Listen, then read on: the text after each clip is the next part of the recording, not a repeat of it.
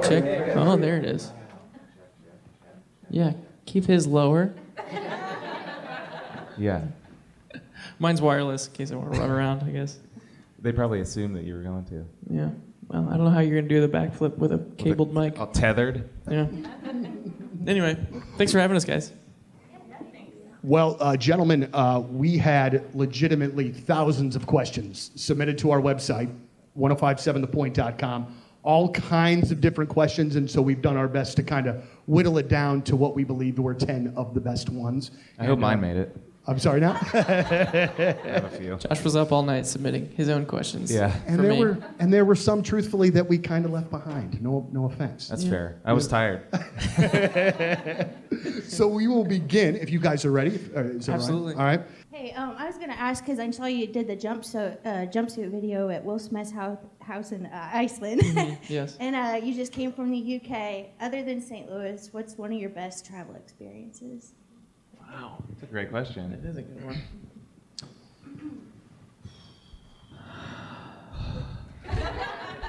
You think we'd be better at this? Yeah. Well, I will say everything kind of becomes a blur at some point because I mean we've been traveling a lot. Not to take it for granted, but it is kind of sometimes it's just like, whoa, where even are we today? So it is when something stands out, then it's it's a pretty cool place. I've got one. Yeah. I don't do enough. I do worry sometimes that when this is over, when I'm done traveling around and, my kids ask me like, where have you gone? Will I have enough information about like what each place is like?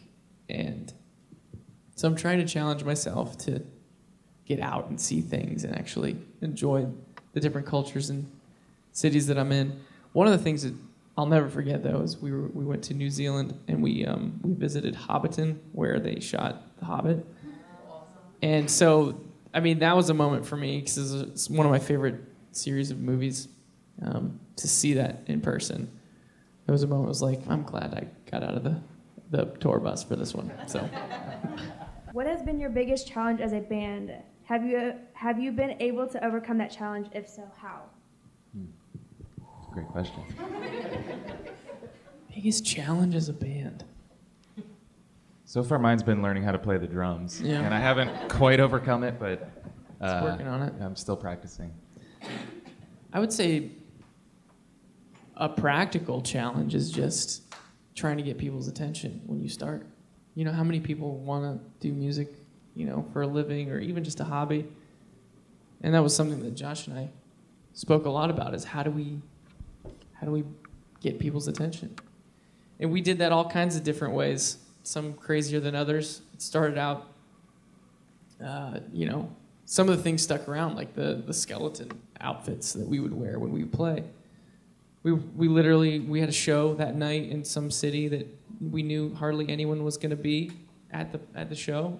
We went to a local Halloween store and bought 2 skeletons, and we're like, maybe they'll like remember us if they like remember those 2 skeletons that we're playing on stage. I actually switched over to the skeleton later because right. I realized that he made the better choice at the Halloween store because I bought a gorilla costume, and it was impossible to breathe. And so then I was like, you know what, I'm going to go back and get that one because it's way better. That's right. You had to transition to the skeleton. Yeah. So that's one challenge. It's another challenge would be eating healthy on the road, because so our schedule. I'd be lying to you if I were to tell you that we've been up for hours, because we haven't. A couple hours. Maybe. A few, maybe. But that means like when the show is over, that's like dinner time. For most people, that's when you go to bed.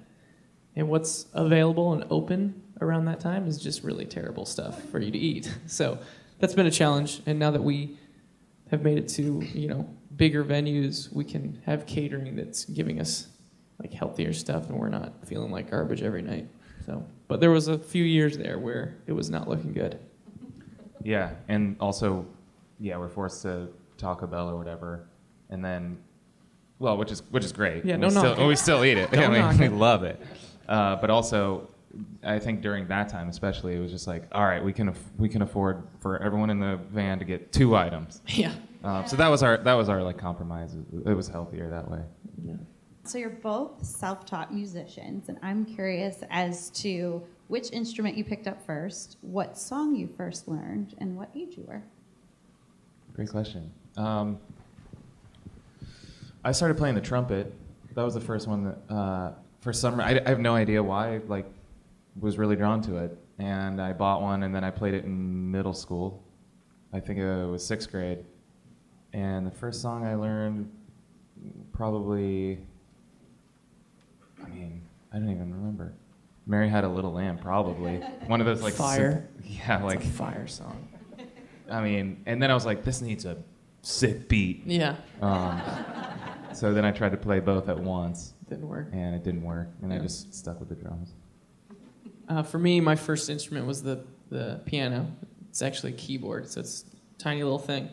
In fact, I was over at my parents' house a few days ago before tour started, and our family, extended family is getting larger. I have a couple of new nieces now. So my brother has a little baby girl, and my sister with her husband have a little baby girl as well. And they're sitting on the living room floor, and kind of the last family get together before we head out for a while. And to entertain the 2 little babies, my mom pulls out this keyboard, and no one realized that I was having a moment because I hadn't seen that keyboard in so long. Because to her, it was just casually, oh, here, pull this out. They're playing with it. Actually, Mia vomited all over it and didn't think much of it. But I'm looking at this thing, and I'm seeing the buttons on there to start the different songs and the visuals, and everything is coming back to me. Like, this is it. This is and I leaned over to my wife. I was like, that's the keyboard that I first started. Like, when I hit play, it played it for me, and I wanted to do it myself. And this is the thing I stared at for hours and hours and hours. And so it was this tiny little keyboard. My parents still have it, I guess. And the first song that I learned to play is the Pocket Bell Canon, which is kind of like the wedding song, but it's doom, doom, doom, doom, doom, doom, doom, doom. And it's just, I don't know what it was about the chord progression. I loved it so much. And so, yeah, I think my story was better than yours. Sorry. So I'm in grad school to get my master's degree in graphic design. So a lot of times I get like really burnt out in like the creative process. Like I can't like create anything new. So I was wondering if you ever get stuck in that rut and like what you do to like pull yourself out of it.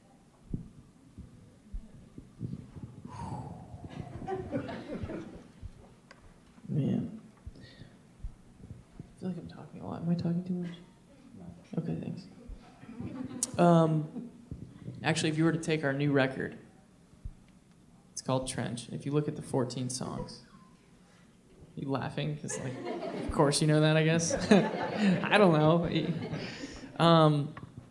There's actually a few moments on the record that you can, at least for me, I know that was a moment where I hit a wall. I didn't know, like, nothing was sticking. I felt like everything I was doing didn't feel right, didn't feel new, didn't feel inspired. And one of the things that I did was I completely changed the type of song, the style of song, the way that the lyrics were hitting. I tried to turn everything on its head and approach it in a completely different way. And the moments of the record is a song called Neon Gravestones, which is kind of right in the middle of the record. The song is in a time signature. It's called 3/4, which is different than 4/4, which is most of the songs that you hear is in 4/4. And then also the lyrics being very black and white and saying exactly what I wanted to say rather than trying to come up with some metaphors for it, which is usually what I do.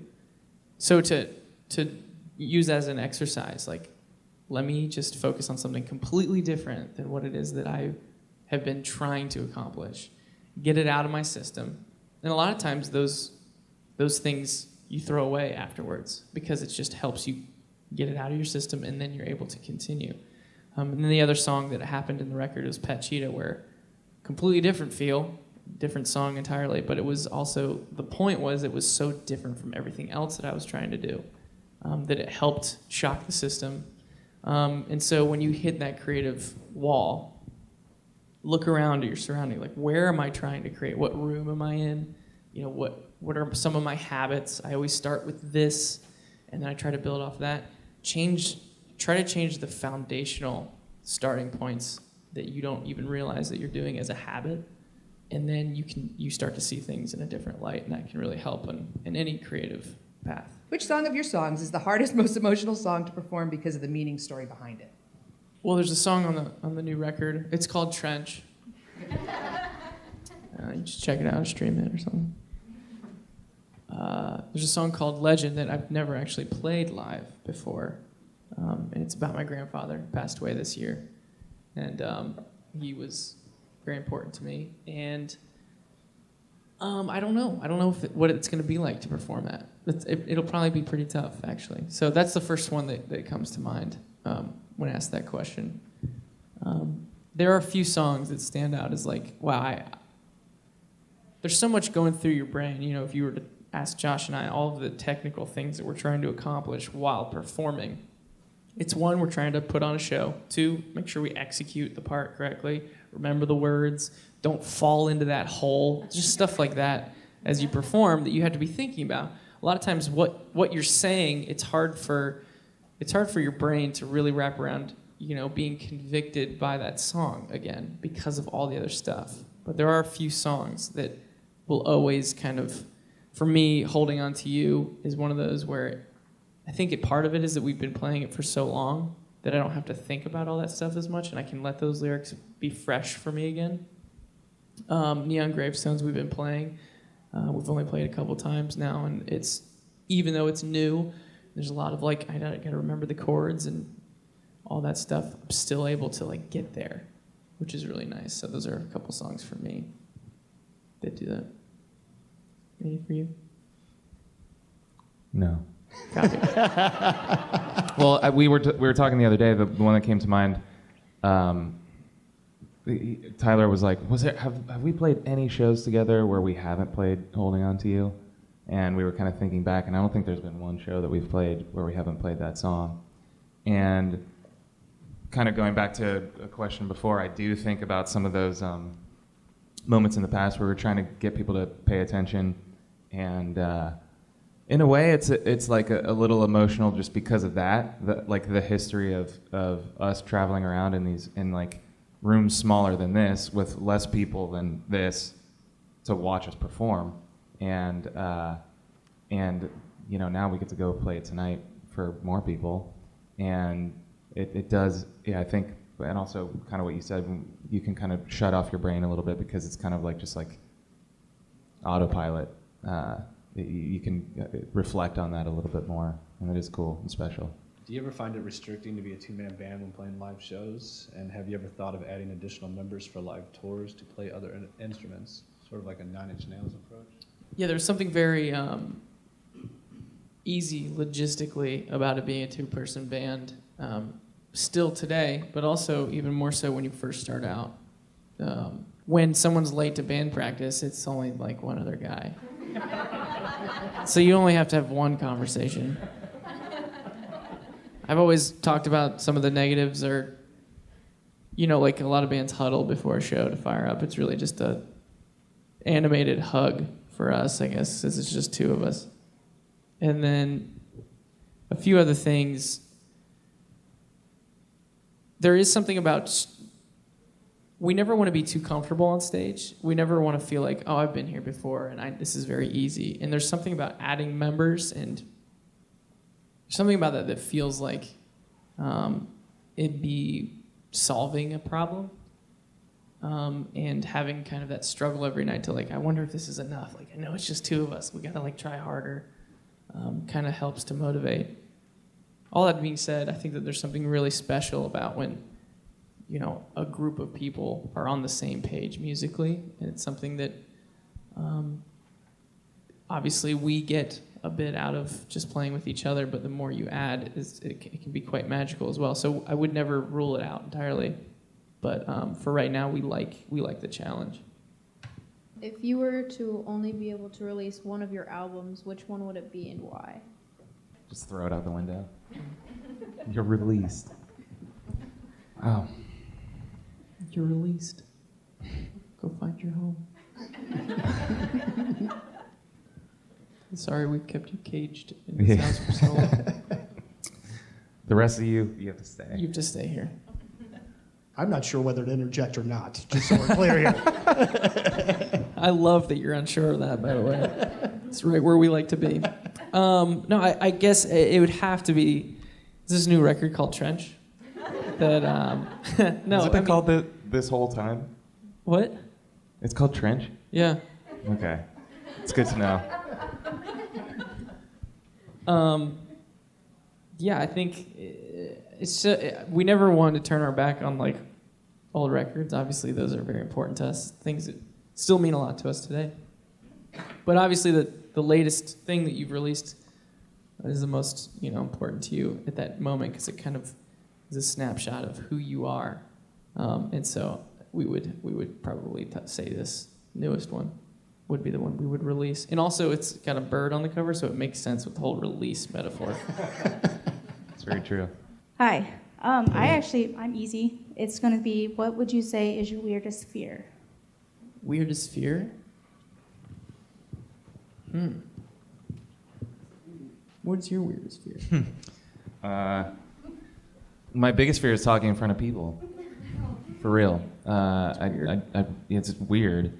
I don't like it at all, but... You know what's weird about it? We've talked about it, though. Like, if you were to just start removing one person at a time, at some point you'd be like, this is fine. It's like a conversation at that point rather than like a presentation. And maybe the microphone's not helping. It doesn't help. I think I've gotten used to it, but I've never, ever liked it in high school. I had to figure out like how to like write a paper or something instead of give a speech because I was crippling. And also snakes. For me, I don't know if I have a weird fear other than, I guess I'm not very like, it's hard for me to try new foods. But see, it's not like a fear as much as it's like I'm hungry and I want to take advantage of this moment with something I know is going to hit the spot. Right. Like, I'm not really into the whole, like, Magellan exploration side of the culinary thing that my wife loves to, like, I've never seen that before. Looks and smells terrible. Let's try it. Not into that, sorry. When you write your songs, do you create the music and find the words after, or do you write the words and the melody follows? That's a terrible question. I'm kidding. What if I didn't say I'm kidding after that? That would have been really weird. Just leave it Super there. awkward. No, that is a good question. It does. I mean, the easy, kind of shorter answer to that is that it changes all the time. I think that when you'll notice in some of our songs, there's a section people would call rapping, and that's a moment where I've decided to write lyrics first, more times than not. And it's because when you work on a poem, I've always said that when you crack open the CD booklet of your favorite song, the thing you're most surprised about is how few words there are actually. Even though the song's like 5 minutes, you're like, wait, that's it? It's just that? But you forget about how long you hold out a word when you're singing it, and so it just kind of lasts longer. So when I tried to be more intentional about lyrics and wanted to write lyrics first, I'd work on this poem and try to construct it and bookend it and make it feel real nice. And then when I would try to put it to song, I realized it's just way too much. And so I didn't want to ruin kind of what I worked on and just started saying it on time. And then that's kind of how the rapping started. So it's either, but I would say most of the time it's music first, but then there are a few times where it's lyric first, and more times than not, that's when you hear the rapping side of things. All right, so the slow unfolding of Trench has opened up a new type of story building for 21 Pilots, and its release has inspired a lot of fan interpretations of this new world. And I was just going to ask, are there any key elements that you hope that fans take away from Trench when it comes to their own personal interpretations? That's not that great of a question. You are way better than with a microphone than me, though. Yeah, so. that you killed that. Do you know how to play the drums? Oh, piano? Okay. 2 piano players? No, I think I'd just be out. Well, he's good at playing the drums on the keyboard. That's if right. you got like one of Do those that. drum things. Yeah. You're out still then? Yeah. Okay. Yeah, no, the story, the narrative on this new record is something you could say I spent just as much time on as the music itself. There's something odd about like speaking about it into the air because it's almost kind of meant to be hidden. It's meant to be discovered.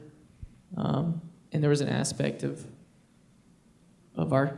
people discovering us that started to get lost as things got bigger. And I wanted the story to be something that could be discovered again. I think in broad strokes, the narrative is really about being in between two places. Feeling like you should leave one place, but you're not really sure where you're supposed to be going, where you're headed, but you know you're headed in that right direction. And I think that's a concept that a lot of people could find their own story inside of. I think we're all kind of in between those two places right now. We know where we're not supposed to be anymore, but we're not quite sure exactly what that end result is. And I think it's also important to know that at the end of the record, the song Leave the City doesn't necessarily define, and then I found the place, and here's what it's called, and here's what it's like. And that's intentional because I haven't yet. And so we can still be encouraged by that, even though I don't, have that answer for you. And so that's something that I hope people get out of the record. Well, there we are. Our 21 Pilots press conference has come to an end. Thank you, everybody. Thank you. Sweet.